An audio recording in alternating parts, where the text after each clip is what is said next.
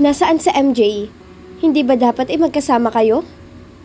Tanong ni Jessa na makalabas ng garahe ang kotseng sinasakyan ng magkapatid. Bakit sa Amer kasama mo pa uwi?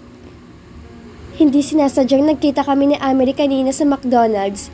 May mahalaga siyang lalakarin kaya sinamahan ko na. Gumuhit sa isip niya ang anyo ng dalawang kasamang anak niya. Larawan ng isang masayang pamilya. May hapding gustong sumingit sa damdamin niya. Natitiyak kong hindi alam na MJ na pampagulo siya sa inyong dalawa ni Amery. Ang pagkikita namin ni Amery kasi linis ang pagkikita niyo ni Sandoval. His gaze explored her face. Hindi niya magawang salubungin na mapanurang titig si Ralph. Totoong wala silang ginagawang masama ni Carlos, pero ang uri ng pinag-uusapan nila'y sapat na upang makadama siya ng guilt. Where's MJ now? Idinaan ko sa golf course nang pauwi na kami. Natitiyak ko mag-e-enjoy ang bata roon.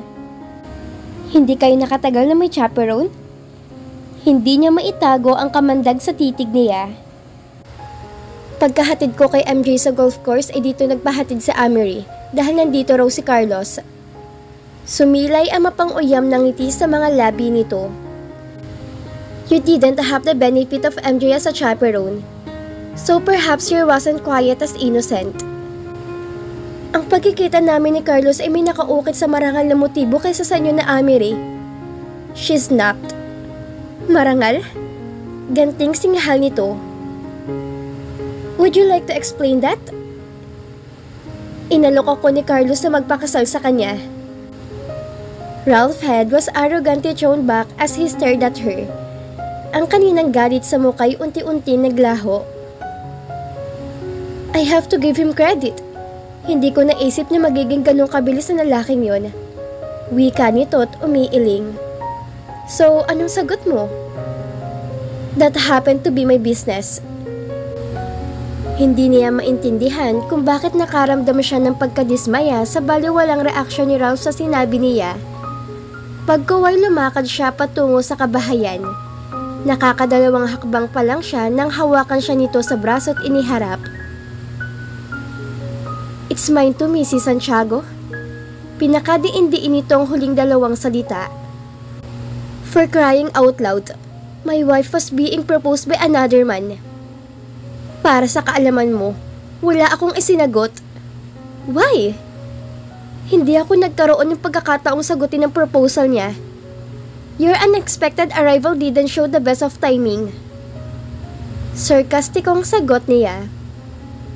Kung sakasakaling hindi agad ako dumating, anong isasagot mo dapat sa kanya? Ralph persisted.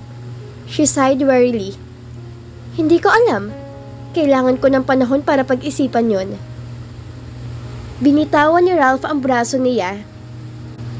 It doesn't sound to me as if you're really in love with the man, or you wouldn't need time to think. Alam ko namang matagal mo na kilala si Carlos. You've known him as long as you have known me. Hindi kita kilala. Protesta niya. Gusto mo ba akong makilala? Ralph asked softly with a glitter in his eyes that attacked her breathing.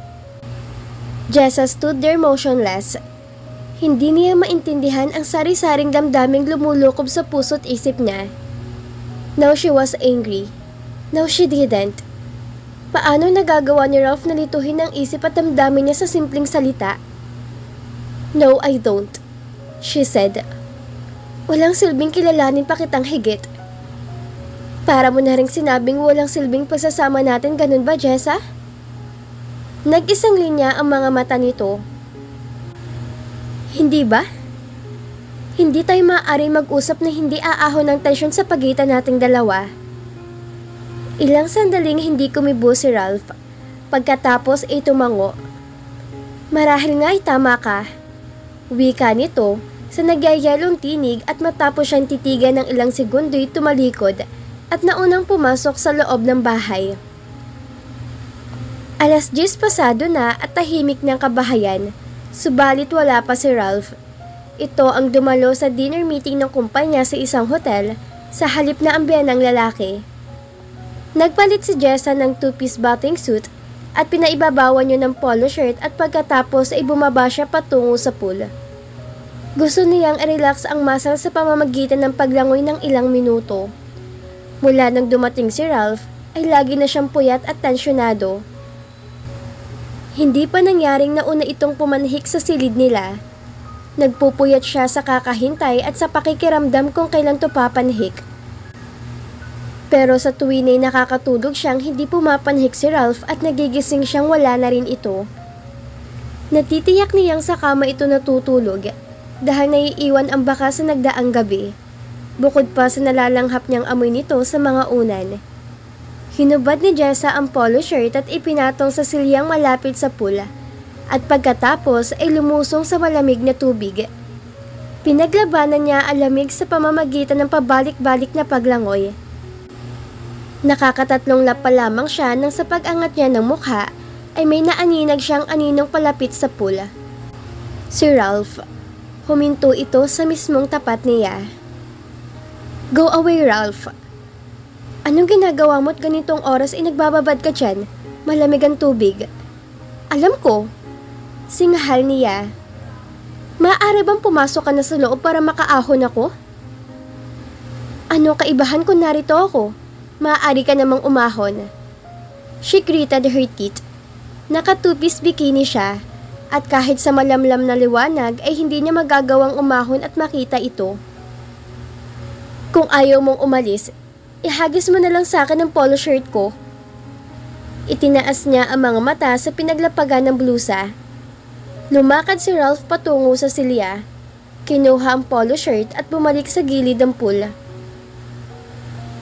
"Kapag inihagis ko sa iyo to, mababasa rin to." There was a teasing note in his voice. "Problema ko na yun." She snapped. Ralph shrugged. Inihagis nito ang blouse niya at sinadya nitong sa tubig yun bumagsak. Bago pa yun makuha ni Jessa, ituluyan na yung nabasa. Tinungo niya ang pool stairs at isinuot ang basang polo shirt. Hating him at the same time. Kahit sa malamlam na liwanag ay alam niyang nakikita siya nito. At dahil basa ng manibis na polo, ay para ding wala siyang pang-ibabaw. Such modesty. He chuckled. "I've seen naked women before." Isang matalim na suyap ang itinoo niya rito. "Pero hindi ako." Nawala ang ngiti sa mga labi nito. Bilang ina ng anak ko, ay nakapagtataka yun. Sandaling natahimik si Jessa. Hindi niya gustong palawakin pa ang sinabi nito. It was a dangerous ground. Tumalikod siya upang bumalik sa bahay, subalit nakaharang sa daraanan niya si Ralph. "Why do you persist in making it sound as if I rape you? Hindi mo na maalala?" She taunted, meeting his eyes. Iglap na naglaho ang galit sa mga mata ni Ralph. "I can't remember." Tumingala ito at nahapong hinagod ng kamay ang batok. "God help me, but I can't remember." He groaned helplessly. "For more than 3 years now, I've been racking my mind, trying to remember that night. Wala akong pinilit na babae sa buong buhay ko, let alone rape. I must have been too drunk to have done that to you." Pinagmasdan niya ang matipuno at makisig na anyo nito. Something in the proud, lonely stance close over her heart. Tumalikod siya upang tuluyang pumasok sa loob, subalit nahinto siya sa paghakbang. Hindi niya magagawang iwan si Ralph sa ganoong sitwasyon. She couldn't allow him to shoulder all the blame. She turned to him. "Ralph." Marahang usal niya. Lumingon ito sa kinatatayuan niya, revealing his handsome profile. It wasn't rape," she whispered. Bigla ang pagguhit ng relief sa mukha nito. Tumayo ito at nilapitan siya. "Jessa, please stay for a while. Hindi ko na gustong pag-usapan pang nangyari. Gusto ko lang sabihin na pinahalagan kong pagiging matapat mo." There was no mistaking the sincerity behind his words. "Hindi mo kailangan pang aminin sa akin yun." The feral charm was working its old magic on her, and Jessa had to look down to break its spell. And I haven't thanked you yet. Pagpapatuloy nito, kung ibang babae ang nasa lugar mo, baka gamitin nilang ano ko para makaganti. Hindi ko magagawa yun. You're a very unique woman. Siguro'y pinalaki ka ng maayos sa mga magulang mo. Sayang, at hindi ko sila nakilala. Pero natitiyak niyang kung nakilala ni Ralph ang mga magulang niya, ay hindi siya makakasal dito. Hindi niya daranasin ang hirap sa mental at pisikal na pag-aasikaso sa bagong panganak na sanggol. Aakuin ng mga magulang niya yon. Giniginaw ka na, Ralph said in a husky voice. Bago pa siya makapagprotesta, ay hinubad na ni Ralph ang suot na jacket at ipinatong sa balikat niya. Napapiglag siya nang hagurin nito ang buhok niya palayo sa kanyang mukha. You're beautiful, he whispered. His breath was like a warm kiss. I need to do this, Jessa. Please don't fight me, sweetheart. Nang itaas ni Ralph ang mukha niya, at takpan ang mga labi niya ng mga labi nito ay naroon ang pagpapaubaya. Nang maramdaman nito ang pagpapaubaya niya, lalo pang lumalim ang halik ni Ralph. Jessa responded. With quacking rapture, she swayed against the solid wall of his chest. Ang mga kamay niya ay tumaas patungo sa leeg nito. Bumaba ang kamay ni Ralph sa likod niya, waist and hips, shaping her feminine from the hard contours of his body. And with driving mastery, Ralph began a sensual exploration of her mouth. Ang jacket nitong nasa mga balikat niya ay bumagsak sa paanan ni Jessa, at kung paano siyang naibaba roon ni Ralph ay hindi niya namamalayan habang ang mga labi nito ay gumagawa ng silab mula sa tenga niya, patungo sa leeg upang bumalik sa mga labi niya. At kung hindi niya iaahon ang sarili mula sa nag-aapoy na pagnanasa, ay katatakutan niyang kahahantungan niyon. No! Marahas niya itong itinulak at nagmamadaling tumayo. Sa palagay mo ba'y wala pa ring halagang pagsasama natin bilang mag-asawa? Tanong ni Ralph. You want me, Jessa, just as I want you. Hindi ko maintindihan kung bakit kailangang ipagkait mong bagay na yun sa ating dalawa. Umiwas siya ng tingin. Higit kailanman, sa buong panahong kasal siya rito, ngayon niya hinangad na sana itunay ang pagsasama nilang dalawa. Pinigil niya ang nagbabadyang pag-iyak. Yumuko siya at umiling. Imposible yun, Ralph. Imposible? Nag-echo ang tinig nito sa paligid na ikinagulat niya. Mabilis itong nakatayo at hinawakan siya sa mga balikat, giving her a short, vicious shake. Anong ibig mong sabihin? It can't work. May mga bagay akong hindi alam sa'yo at ganun ka rin sa akin. That's baloney. Hindi kailangang alam natin ang ugali ng isa't isa. Gawin natin yun sa paglipas ng mga araw sa buong pagsasama natin, Jessa. Ralph, please. Pagsusumamo niya. Hindi ba maaaring hayaan na lang natin ang lahat sa ganito? No. Mabangis nitong sagot. Huli na para ibalik pang dati. He took a deep breath. Sinisikap kong unawain ka, pero ikaw nagpapahirap sa lahat, Jessa. Hindi kita naiintindihan. Ikaw ang nagsabi na kailangan na MJ ng ama, pero kailangan din niya ng ina. Hindi natin maaaring aksayahin ng ating buhay kasama ng ating anak at nananatiling estranghero sa isa't isa. Hindi rin naman yun ang inaasahan ko, she said with a hopeless shrug. Anong inaasahan mo? He barked. No, don't answer that. Natitiyak kong gugustuhin mong bumalik ako sa Bahrain. Nahihirapang humugot ng hininga si Jessa. Hindi niya gugustuhin yon dahil kay MJ. Pero hindi rin naman niya gustong manatili si Ralph dahil sa lihim na iniingatan niya. Kanina lang, ay muntik na niyang ipagkanulo ang sarili. Alam mo bang tinatanong na MJ kung bakit sa tuwing namamasyal kami hindi ka kasama? He paused but not to wait for her reply. Kailangan natin ng panahon para makilalang isa't isa, Jessa. Ang nangyari lang sa pagitan natin ngayon ay sapat na upang maniwala kung may pag-asang pagsasamang to. Sexual desire, isn't it? Damn it! Putol nito sa sinasabi niya. Sa loob ba ng 3 taon at kalahati nagawa niyo ni Carlos ang ginawa lang natin? No. Puno ng paghihilakbot ang sagot niya. Paano mo naisip ang bagay na yan? At anong kinalaman niya sa ating dalawa? My point exactly. You are not in love with Carlos. I've known him since 10 years ago. Hindi kami matalik na magkaibigan, subalit may respeto kami sa isa't isa. Alam kong kapasidad niya sa babae.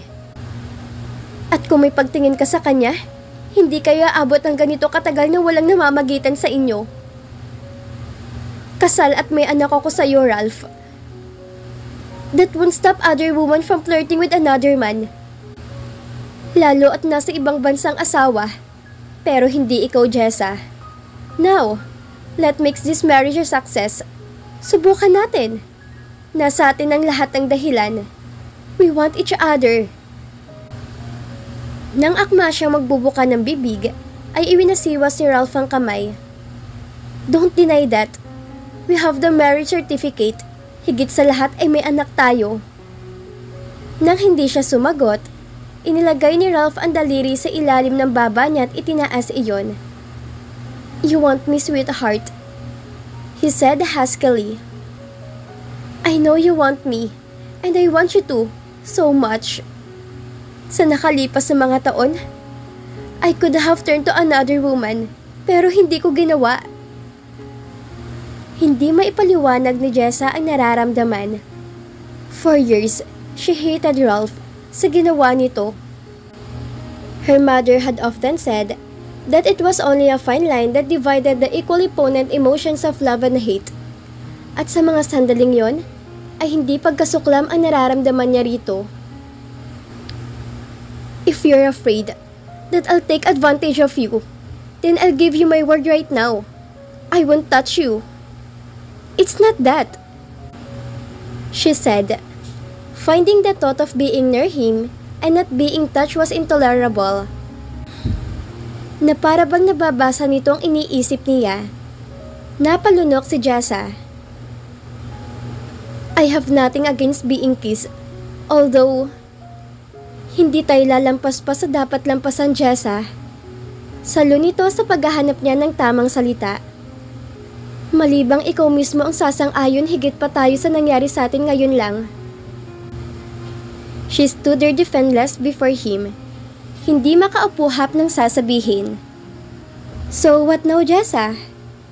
Yes, let's give this marriage a chance. Sang-ayon niya. A strange peace settling over her as she made her commitment. Ang pag-aalinlangan sa isip niya ay sandaling nawala. This call for a kiss to seal our bargain, hindi ba? Ralph gave her time to reply as his head slowly lowered towards her. Sandali lang ang halik na yon, pero nagawa pa rin niyang pabilisin ang pintig ng pulso niya. Gusto mo na bang bumalik sa loob? Tumango siya, knowing that to stay her alone with him would be flirting with temptation. May kagalakan siyang nadaman nang maramdaman ang bisig ni Ralph na nakaakbay sa kanya. They stole a quick glance at his handsome face. May ngiting nakasilay sa mga labi nito. Hindi ka magsisisi, he said softly. There was a teasing twinkle in his eyes. You might even find I'm a kind of likable guy. That earned a smile from her.